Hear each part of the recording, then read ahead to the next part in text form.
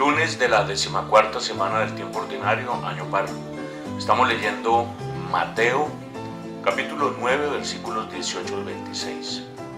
En aquel tiempo, mientras Jesús hablaba, se acercó un personaje que se arrodilló ante él y le dijo: Mi hija acaba de morir, pero ven tú, ponle la mano en la cabeza y vivirá.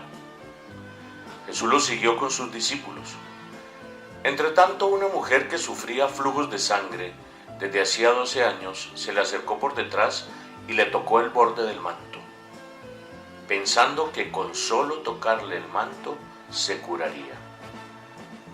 Jesús se volvió y al verla le dijo: Ánimo, hija, tu fe te ha curado.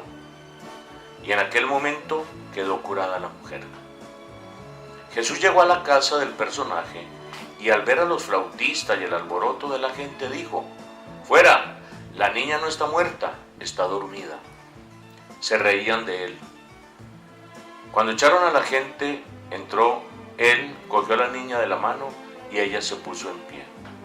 La noticia se divulgó por toda aquella comarca. Encontramos aquí otros dos milagros de los 10 que realiza Jesús en esta sección narrativa de Mateo.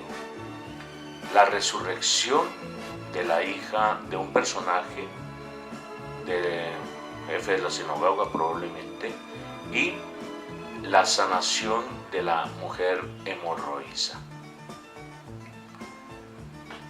Estos dos milagros están entrelazados. Tanto Lucas como Mateo tienen versión de este milagro. La versión de Lucas es mucho más dramática, pero en síntesis tiene el mismo esquema.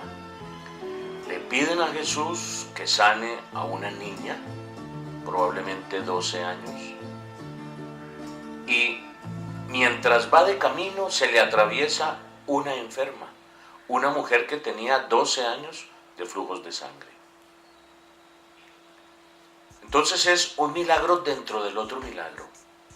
Como que un milagro aplaza el otro y los dos están interconectados, manifiestan coincidencias. Atendamos a un detalle: la edad de la niña y el tiempo que esta mujer tenía flujos de sangre, 12 años. El número 12 simboliza en Israel un pueblo.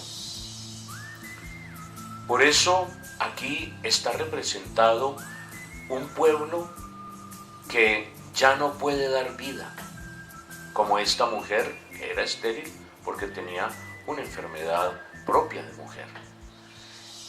Y también una niña que en la época en la que puede dar vida, pierde precisamente su existencia. Y Jesús, a las dos, tanto la que lleva muchos años sufriendo el mal y una que acaba de perder la vida, para las dos hay solución. Las dos son sanadas. ¿Podríamos nosotros descubrir en estas mujeres el símbolo de todo un pueblo o de dos pueblos?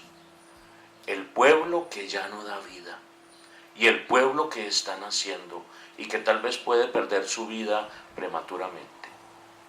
Frente a estas dos realidades viene el contacto con Jesús, que tiene poder sanador y tiene poder vivificador, porque esta mujer tocó el manto de Jesús y Jesús tocó a la niña. Este milagro, especialmente el de la resurrección de esta niña, manifiesta que a Jesús no le queda grande ningún prodigio, ni siquiera la muerte.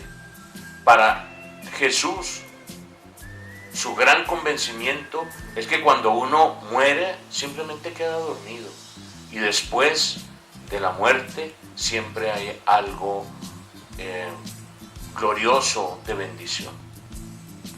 A veces nosotros pensamos que con la muerte todo acaba, que cuando llega la muerte las esperanzas se acabaron, que hay posibilidades y hay esperanza mientras tengamos un respiro. Pero cuando llega el último latido del corazón, como dicen, apaguemos la luz y vayamos. Con Jesús no es así. Al resucitar a esta niña, Jesús está manifestando que aún después de la muerte hay esperanza, hay posibilidades con Jesús. Jesús mismo también tuvo que enfrentar en un momento dado su propia muerte. Y la respuesta de Dios a la propia muerte de Jesucristo fue la gloriosa resurrección. Por eso ya no puede haber nada que al cristiano, al que crea verdaderamente en Jesús, lo pueda afligir o entristecer. Porque si la muerte ya fue vencida, ¿qué no será vencido? Con razón dijo San Pablo un día: nada podrá separarnos del amor de Cristo, ni las persecuciones, ni las enfermedades, ni la misma muerte. Oh muerte, ¿dónde está tu triunfo? Oh muerte, ¿dónde está tu aguijón? Si has sido vencida en la persona de Jesús.